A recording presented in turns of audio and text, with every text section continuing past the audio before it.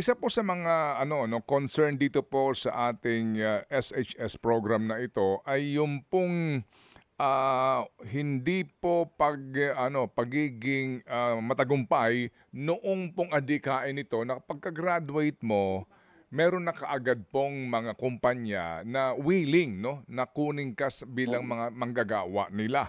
Yun daw yata ang may malaking din, kumbaga kabiguan itong batas na ito. Ano po ang reforma doon ng kagawaran? Ayan, magandang TED, no? Kasi nung dinidevelop natin itong Strengthened Senior High School Curriculum, patuloy ang ating konsultasyon with the industry. Nagkaroon din tayo ng regional mapping para sa mga industriya na in demand doon sa lugar na yun.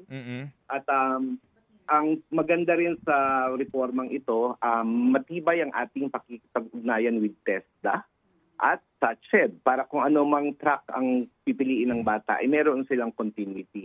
Pero doon sa TechPro, kasi sa TechPro, kumbaga mag-a-align yung sinasabi mo, tinignan natin kung ano yung industry demand ng bawat rehiyon at mahigpit namin sinasabi, hindi naman kailangan na yung paaralan mag-offer ng isang TechPro program na hindi naman existing o walang pupuntahan ang mga bata sa lugar nila.